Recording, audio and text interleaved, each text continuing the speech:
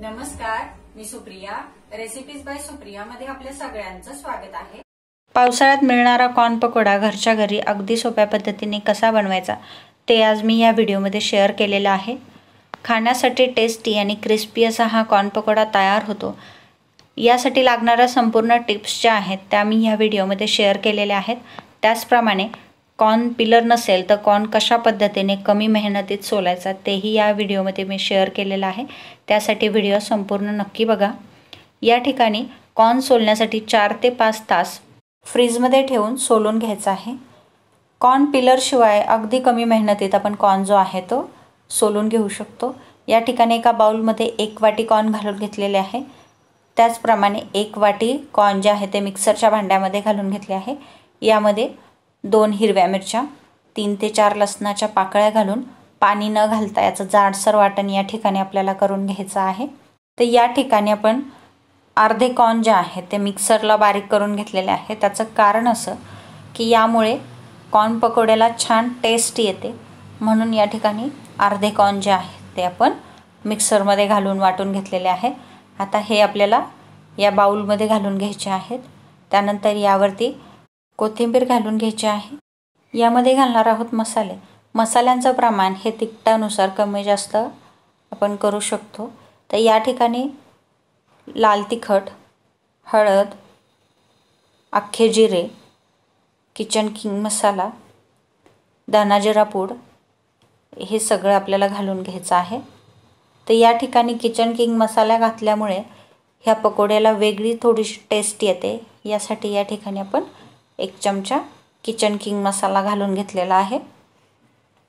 हे सगळं आपल्याला व्यवस्थित मिक्स करून घ्यायचे आहे. मसाले जे आहेत कॉर्नच्या तयार केलेल्या वाटणामध्ये व्यवस्थित मिक्स व्हावेत यासाठी आपल्याला हे व्यवस्थित मिक्स करून घ्यायचं आहे. आता हे व्यवस्थित मिक्स झाल्यानंतर यामध्ये आपल्याला पीठ घालून घ्यायचं आहे. या ठिकाणी 2 चमचे बेसन पीठ आणि 1 चमचा तांदळाचं पीठ या ठिकाणी आपण घालणार आहोत. या ठिकाणी आपण 2 चमचे बेसन आणि 1 चमचा तांदळाचं पीठ घालून घेतलेलं आहे. तर तांदळाच्या पिठामुळे पकोडे क्रिस्पी होण्यासाठी मदत होते. त्याचप्रमाणे या ठिकाणी आपण बेसन आणि तांदळाचं पीठ जे आहे त्याचं प्रमाण घेताना कमी ठेवलेलं आहे. आवश्यकता वाटल्यास आपण हे प्रमाण जे आहे ते वाढवू शकतो.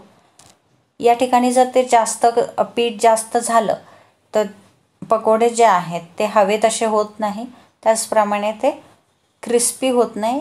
यासाठी आपल्याला योग्य प्रमाणात पिठांचा वापर जो आहे तो करून घ्यायचा आहे.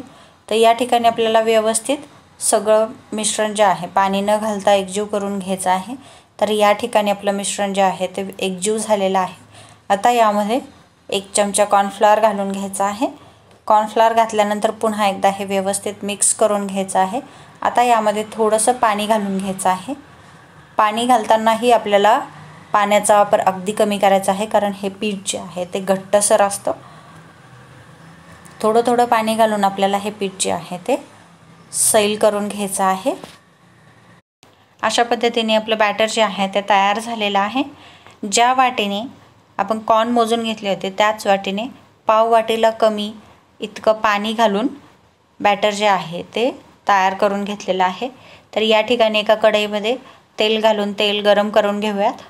तेल गरम झाल्यानंतर यामध्ये पकोडे जे आहेत ते सोडून व्यवस्थित मीडियम टू हाय फ्लेमवरती आपल्याला पकोडे जे आहे ते तळून घ्यायचे आहेत. लो फ्लेमवरती जर आपण कॉर्न पकोडा तळला तर ऑलरेडी आपले कॉर्न जे आहेत ते कच्चे असतात, त्यामध्ये पाण्याचा अंश असतो. यामुळे ते तेलकट होतात, तेल धरून राहतात आणि क्रिस्पी होत नाही. यासाठी आपल्याला पकोडे जे आहेत ते मीडियम टू हाय फ्लेमवरती तळून घ्यायचे आहे, जेणेकरून आपले कॉर्न पकोडा जो आहे तो व्यवस्थित क्रिस्पी होईल. या ठिकाणी व्यवस्थित हलवून घेत आपण कॉर्न पकोडा जो आहे तो तळून घेतलेला आहे. तुम्ही बघू शकता छान असा रंग आपल्या पकोड्याला जो आहे तो आलेला आहे. आता एका डिशमध्ये व्यवस्थित काढून घेऊयात. या रंगावरती आपल्याला सगळे कॉर्न जे आहे ते व्यवस्थित तळून घ्यायचे आहे. मसाल्यांमुळे याला छान असा रंग जो आहे तो आलेला आहे. आता उरलेले जे पकोडे आहेत ते याच पद्धतीने आपल्याला व्यवस्थित तळून घ्यायचे आहेत. अशा प्रकारे लोणावळ्याचा फेमस कॉर्न पकोडा या ठिकाणी आपण अगदी सोप्या पद्धतीने घरच्या घरी तयार केलेला आहे। या ठिकाणी तुम्ही बघू शकता अगदी क्रिस्पी असा आपला कॉर्न पकोडा जो आहे तो तयार झालेला आहे। या पकोड्यामध्ये वापरलेले कॉर्नची पेस्ट आणि इतर मसाले यामुळे या पकोड्याला वेगळी अशी छान टेस्ट येते। या पावसाळ्यामध्ये तुम्ही ही कॉर्न पकोडे नक्की ट्राय करून बघा। आजची आपली रेसिपी आवडली असेल तर नक्की करून बघा।